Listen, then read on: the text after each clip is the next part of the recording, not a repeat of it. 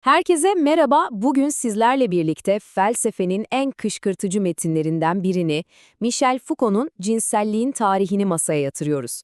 Eğer bu türden derinlemesine felsefi yolculuklar ilginizi çekiyorsa, başlamadan hemen Kitap Felsefe kanalına abone olmayı unutmayın. Hazırsanız şimdi bildiğimiz her şeyi şöyle bir sarsalım bakalım. İşte şu sarsıcı soruyla başlayalım. Ya cinsellik hakkında bildiğimiz, bize okullarda, kitaplarda anlatılan o büyük hikaye, hani o meşhur baskılanma, susturulma ve sonra da nihayet özgürleşme hikayesi, ya hepsi asıl gerçeği gizlemek için tasarlanmış bir aldatmaysa? İşte Foucault tam da bu hepimize tanıdık gelen anlatıyı sorgulamamızı istiyor. Evet, ilk bölümümüz baskı efsanesi. Hadi önce şu hepimizin kafasına kazınmış o tanıdık hikayeye bir bakalım. Foucault'un kendi deyimiyle baskı hipotezi dediği şeye. Yani bize Victoria döneminden beri anlatılan o standart hikayeye. Bu hikaye bize ne diyor? Diyor ki bir zamanlar şöyle 17. yüzyıl başlarında falan her şey çok daha rahattı. Cinsellik hakkında daha bir açık sözlülük vardı. İnsanlar daha pervasızca konuşuyor, jestler daha açıktı. Yani cinsellik öyle köşe bucak saklanması gereken bir sır değildi. Ama sonra bu anlatıya göre sahneye Victoria dönemi burjuvazisi çıkıyor ve bam! Her şey değişiyor. Bir tür karanlık çöküyor, cinsellik kamusal alandan adeta aforoz ediliyor, evin dört duvarı arasına, evlilik kurumunun o daracık sınırlarına hapsediliyor, tek bir meşru amacı kalıyor, üremek. Ve böylece sessizlik mutlak bir kural haline geliyor. Artık cinselliğin toplum içinde nefes alabileceği tek bir meşru yer var, o da çocuk yapmak amacıyla kullanılan ebeveyn yatak odası. Bunun dışındaki her şey, bütün arzular, bütün hazlar yok sayılıyor, üstü örtülüyor, sanki hiç var olmamış gibi davranılıyor. İşte baskı hipotezi bize tam olarak bunu anlatıyor. İşte tam da bu noktada Foucault sahneye çıkıyor ve bütün bu anlatıyı baş aşağı çeviriyor. Diyor ki, peki ya bütün bu baskı hikayesi, iktidarın cinselliği kontrol etmek için kurduğu çok daha karmaşık, çok daha sinsi bir stratejinin sadece bir parçasıysa? Ya bize bir yasak masalı anlatılırken perde arkasında bambaşka bir mekanizma işliyorsa? Gelelim ikinci bölüme, söyleme teşviki. Foucault'un asıl tezinin kalbine iniyoruz şimdi. Ona göre yaşanan şey baskı değil, tam tersiydi. Bir sessizlik değil, bitmek bilmeyen bir konuşma patlamasıydı. Foucault'un iddiası şu: cinsellik susturulmadı. Aksine sürekli konuşturuldu. Ona bir söyleme teşviki uygulandı. Yani durmadan cinsellik hakkında konuşmaya, onu itiraf etmeye, analiz etmeye, didik didik etmeye, sınıflandırmaya yönelik sonu gelmez bir zorlama başladı.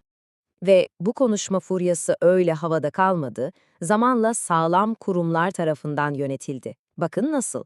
17. yüzyılda işin başını kilise çekiyordu, günah çıkarma ritüelleriyle. Sonra 18. yüzyılda devletler devreye girdi. Nüfusu kontrol etmek için demografiyle, çocukları doğru eğitmek için pedagojiyle konuya dahil oldular. 19. yüzyıla geldiğimizde ise sahne tamamen tıp ve psikiyatrinin oldu. Cinselliği bir bilim nesnesine, bir sağlık ya da hastalık meselesine çevirdiler ve hakkında devasa bir söylem ağı ürettiler. Foucault'un şu sözü durumu çok net özetliyor aslında. Bu bir özgürleşme değil diyor, bu adeta bir emperyalizm. Herkesi, her şeyi, cinselliğini bitmek bilmeyen bir gevezeliğe dönüştürmeye mecbur bırakan bir sistem bu. Sürekli itiraf etmeye, sürekli anlatmaya, sürekli analiz edilmeye zorlandık. Bu bir mecburiyet. Peki, bu kadar çok konuşma nasıl oluyor da baskıdan daha etkili bir kontrol mekanizması haline gelebiliyor? İşte bunu anlamak için iktidar dediğimiz şey hakkındaki bütün bildiklerimizi, bütün varsayımlarımızı bir kenara bırakmamız lazım. Şimdi aklımıza iktidar deyince ne geliyor? Genellikle böyle tepeden inen, yasaklar koyan, hayır diyen bir güç değil mi? Bir kral gibi, bir yasa gibi. Foucault diyor ki bu eski model. Modern iktidar böyle çalışmaz. Foucault'cu iktidar anlayışıysa tam tersi, üretkendir. O yasaklamaz, üretir. Ne mi üretir? Bilgi üretir, söylem üretir, hatta haz bile üretir. Ve bu tepeden inmez, kılcal damarlar gibi hayatın her yerine yayılmış karmaşık bir ilişkiler ağıdır. Foucault'un o meşhur lafı burada devreye giriyor. Siyasal düşünce ve analizde henüz kralın kafasını kesmedik. Ne demek istiyor? Diyor ki, biz zihnimizde hala iktidarı bir kralın gücü gibi, yani sadece yasaklayan, engelleyen bir şey olarak düşünüyoruz. Bu eski kafadan kurtulamadığımız sürece modern iktidarın nasıl işlediğini, nasıl ürettiğini, nasıl sinsice hayatımıza sızdığını asla anlayamayız. İşte bütün meselenin kilit noktası burası. İktidar sadece dur demez, aynı zamanda bir şeyler yaratır. Mesela gerçeklik alanları yaratır. Scientia sexualis, yani cinsellik bilimi dediği şeyi üretir, neyin normal, neyin sapkın olduğuna o karar verir, günah çıkarma gibi ritüelleri dayatır, bizi eşcinsel, heteroseksüel, histerik gibi kimlik kutularına sokar ve en ilginci, hazzı yasaklamak yerine onu yönetir, onu kışkırtır, onu belli kanallara yönlendirerek kontrol eder. Bütün bu anlattıklarımız bizi Foucault'un belki de en radikal, en akıl almaz sonucuna getiriyor. Yani cinsellik dediğimiz şeyin aslında ne olduğu meselesine. Hazır olun, Foucault'un tezi şu: cinsellik bizim sandığımız gibi doğuştan gelen, biyolojik, bastırılmayı bekleyen doğal bir gerçeklik falan değil.